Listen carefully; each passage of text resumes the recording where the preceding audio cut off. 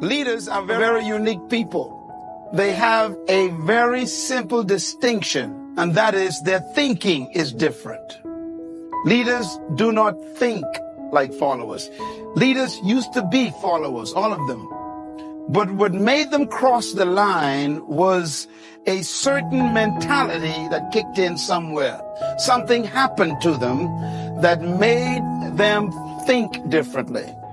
And I normally call that attitudes that influence people. If you want to be an impactful personality, you have to develop certain types of thinking and perceptions that change the way you see yourself and see the world. I call this the spirit of leadership. And when I read the Bible, I was shocked to find that there are two animals that the Creator identified himself with. The first one is the eagle, and the second animal is the lion. And when I identified those two animals as his favorite to identify himself with, I recognized I better study these two animals, because if he is the leader of the universe and I want to be a leader on earth, I better find out the nature of these animals and also the attitude of these animals. And I discovered that both of them are the kings of their domain. The eagle is the king of the bird kingdom, and the lion is the king of the animal kingdom. The lion has what I call the spirit of leadership. And this word spirit here is referring to attitude. Everybody say attitude. A leader has an attitude that makes him or her different from followers. And the lion exhibits that attitude. We have to cultivate the same attitudes that the lion has, because the lion apparently has been given the same attitudes that God himself identifies with. Now, the lion is the king of the jungle, but the lion to me is a great source of encouragement to all of us. The lion is not the tallest animal in the jungle. The lion is not the largest animal in the jungle. The lion is not the heaviest animal in the jungle. The lion is not the smartest animal or the most intelligent animal in the jungle. And yet, the lion is the king. For example, a lion will see an elephant, and the thing that comes to his mind, one word, lunch. Now, the elephant is 10 times the size of the lion, probably 50 times heavier, and has more power. One stomp of his feet could destroy the lion. But when the lion sees the elephant, he doesn't look at size and weight and strength and power. He looks at lunch. I could eat this thing. And he acts the way he thinks. Say it.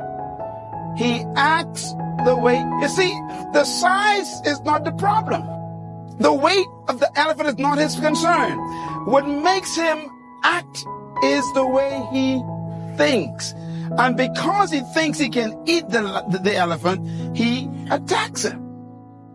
You don't need to be intelligent. You don't need to be smart. You don't need to have a certain height. You don't need to have a certain weight. You don't need to have any kind of advantage. And yet you can be the leader. The lion is not larger than the giraffe, bigger than the elephant, or heavier than the hippo. The lion is an amazing creature. He's not as smart as the hyena or the snake. And yet, when he shows up, they all run away. Now, why would a lion become the king of the jungle when he has all of those limitations? He's not the tallest, not the strongest, not the smartest, not the heaviest, not the most intelligent, but yet he runs things. And that's because the lion has something that we need to capture. The lion is the king of the jungle because of one word, attitude. Everybody say attitude. Write it down, attitude.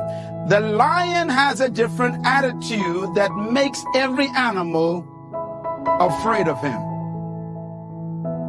What makes the lion so unique?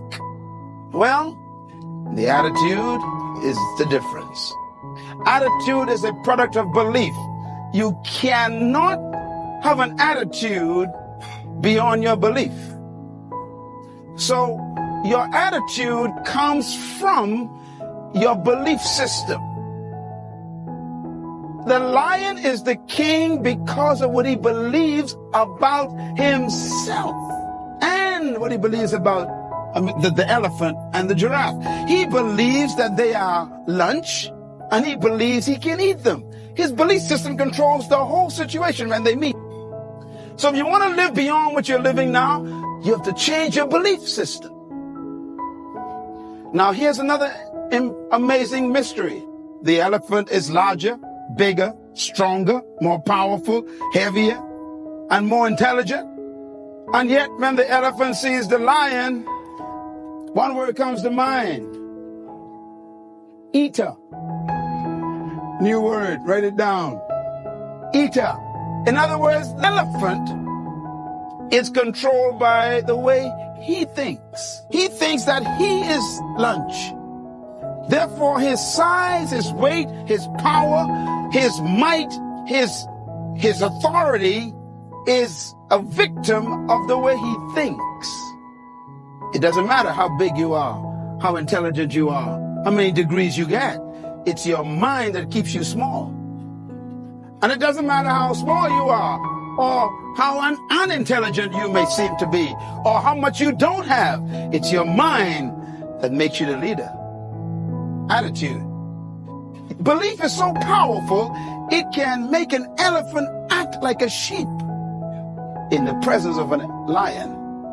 Here's one of my favorite quotes that I put in my books, and I believe it really brings home the point. An army of sheep led by a lion